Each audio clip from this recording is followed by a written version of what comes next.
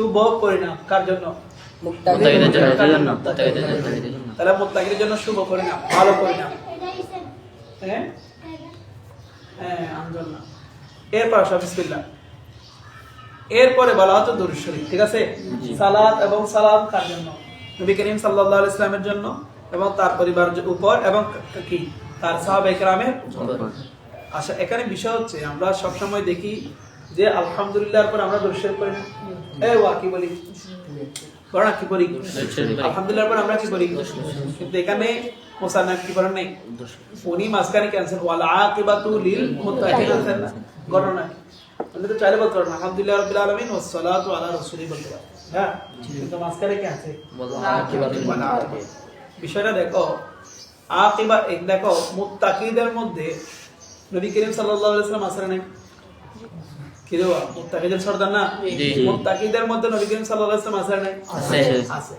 কিন্তু আবার মুত্তাকির পরে হুজুর পাক সাল্লাল্লাহু আলাইহি ওয়াসাল্লামের নাম আলাদাভাবে কি করা হয়েছে? উল্লেখ করা হয়েছে। হুজুর পাক সাল্লাল্লাহু আলাইহি ওয়াসাল্লামের নাম আলাদাভাবে কি করা হয়েছে? তাহলে আগে মুত্তাকির মধ্যে অন্তর্ভুক্ত ছিলেন, আবার আলাদাভাবে উল্লেখ করা হয়েছে না? দেখো, একটা বালাগতের একটা কায়দা আছে, যখন এগুলা তুমি সহজভাবে বুঝবা, যখন অনেকজন নাম একসাথে নেওয়া হবে, নেওয়ার পরে যখন আলাদাভাবে কারো নাম জিকির করা হবে, তখন বোঝা যাবে কি ওই মানুষটা এদের থেকে আলাদা, এই মানুষটা কয়েকটা গুণে এদের থেকে কি আলাদা। আরো সহজভাবে মনে করো, তোমরা দরসে যারা আছো, হ্যাঁ, আমি বললাম সবাই ভালো, সবাই ভালো, মানে সবাই কিতাব বুঝে, সবাই কি বুঝে কিতাব বুঝে, একটা কথা বললাম। এখন এই কথা বলার পরে আমি বললাম জায়েদ, কিন্তু মানে জায়েদের পারফরম্যান্স কিন্তু খুবই ভালো, জায়েদের পারফরম্যান্স খুবই ভালো। তার মানে জায়েদও কিন্তু দরসের একজন, জায়েদের দরসের একজন, কিন্তু তারপরেও জায়েদকে যখন আলাদাভাবে বললাম, তার মানে এমন কিছু জায়েদের বৈশিষ্ট্য আছে যেগুলো দরসের অন্য কারণের মধ্যে নাই। আমার কথা বুঝতে ক্লিয়ার আছে? এটা হচ্ছে মানে আম থেকে খাস করা, আম থেকে কি করা, অনেকগুলো থেকে যখন কাউকে খাস করা হবে তখন তার একটা কি বোঝাবে, মর্যাদা বোঝা যাবে। আর একটা উদাহরণ দিলে ভালো করে বুঝবা। আমি বললাম যে এখানে আমরা দরসে যারা আছে সবার লেখা সুন্দর, সবার লেখা সুন্দর, তবে হ্যাঁ বকরের লেখা কম্পিউটারের মতো। বকরের লেখা কার মতো? এখন বলো তো, তাহলে আমি সবাইকে অন্তর্ভুক্ত করলাম, ঠিক আছে, কিন্তু বকরের এমন একটা গুণ আছে যেটা অন্য কারোর মধ্যে নেই। বলো, অন্য কারোর মধ্যে নেই। তার মানে বকর দরসের অন্যান্য ছেলেদের চেয়ে আলাদা না, গুণে আলাদা না? যদি আলাদা না হতো আমি তাকে কি আলাদাভাবে উল্লেখ করতাম? আলাদা উল্লেখ করতাম না। আলাদা বিদায় আমি ওকে কি করছি? আলাদাভাবে কি করছি? উল্লেখ করছি। ঠিক একইভাবে মুসান্নাফ রাহমাতুল্লাহ এটা আমাদেরকে নির্দেশ দিচ্ছে যে হুজুর পাক সাল্লাল্লাহু আলাইহি ওয়াসাল্লামের নাম আমি চাইলে সরাসরি ওয়ালা আকিবাতুল লিল মুত্তাকিনের আগে নিয়ে ফেলতে পারতাম, এই আগে নিয়ে ফেলতে পারতাম, পরে এনেছি এই জন্য মুত্তাকিদের মধ্যে নবী করিম সাল্লাল্লাহু আলাইহি ওয়াসাল্লাম আছে, আছে না নাই? আছে। এরপর যখন আবার খাস করলাম, তার মানে এটা বুঝাচ্ছি যে নবী করিম সাল্লাল্লাহু আলাইহি ওয়াসাল্লাম অন্যান্য মুত্তাকিদের মতো নয়। বলো না, নবী করিম সাল্লাল্লাহু আলাইহি ওয়াসাল্লাম অন্যান্য মুত্তাকিদের মতো নয়। যদি অন্যান্য মুত্তাকিদের মতো হতো, দেখো, যদি অন্যান্য মুত্তাকিদের মতো, খেয়াল করো, যদি অন্যান্য মুত্তাকিদের মতো যদি হতো, তাহলে আমি আর রাসূলুল্লাহ সাল্লাল্লাহু আলাইহি ওয়াসাল্লাম প্রয়োজন ছিল না। বুঝছো? ওয়াসি বুঝছো? জি। মানে কি, যখন সামষ্টিকভাবে কি করবে? উল্লেখ।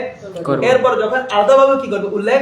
তার মানে বোঝাচ্ছে কি, ওই আলাদাভাবে যাকে উল্লেখ করছি সে অন্যদের থেকে কি আরো আরো কি আলাদা, বলুন আরো আলাদা, এরকম না? বুঝছো আমার কথা? তো মুত্তাকিদের মধ্যে হুজুর পাক সাল্লাল্লাহু আলাইহি ওয়াসাল্লাম অন্তর্ভুক্ত ছিল, বলো না? মুত্তাকিদের মধ্যে হুজুর পাক সাল্লাল্লাহু আলাইহি ওয়াসাল্লাম ছিল, অন্তর্ভুক্ত ছিল, কিন্তু তারপরেও যখন আলাদা করছি, তার মানে বোঝাচ্ছে নবী করিম সাল্লাল্লাহু আলাইহি ওয়াসাল্লাম অন্যান্য মুত্তাকিদের মতো নয়। নবী করিম সাল্লাল্লাহু আলাইহি ওয়াসাল্লাম মুত্তাকি, কিন্তু আমাদের মতো নয়। আল্লাহ দাওয়া ওয়াহিদ গায়ে মাঝি মারুফ তবে তাফাউল, এখানে স্পষ্ট ওয়াবিদের কথা বুঝছো?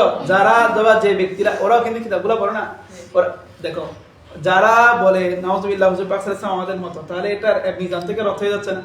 মিজান থেকে তাদের হচ্ছে না?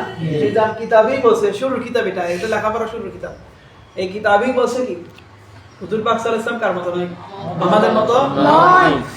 একইভাবে হুজুর পাক সাল্লাল্লাহু আলাইহি ওয়াসাল্লাম কিনা আমাদের মতো নয়। নয়। একইভাবে দেখো ওয়া আলিহি, তার পরিবাররা, তার পরিবার, ওয়া আলিহির এক আলাদা ব্যাখ্যা করছে না, ওয়া আলিহি, তো এটা দ্বারা বোঝাচ্ছে কি তার পরিবারও আমাদের মতো নয়। আহা, তার পরিবারের মধ্যে আমাদের মতো নেই, নয়। ও আসহাবিহি আজমাইন, এবং তার সাহাবায়ে কেরাম তার মতো নয়, আমাদের মতো নয়। তাহলে নবী এখানে, এখন দেখো ভালো করে কথা বুঝো, এখানে ওয়াল আকিবাতু লিল মুত্তাকিন কে আগানা হয়েছে, সালাতু সালাম কে আগানা হয়েছে পরে, এবং এটা বোঝাচ্ছে যে হুজুর পাক সাল্লাল্লাহু আলাইহি ওয়াসাল্লাম আমাদের মতো নয়, তার পরিবারও আমাদের মতো নয়, তার সাহাবায়ে কেরাম আমাদের মতো নয়, কিন্তু ওনাদের মতো ওনাদের ওনাদের যে মর্যাদা, আমাদের কি সেই মর্যাদা না। তো কি বল এর প্রশ্ন বুঝছো এখন?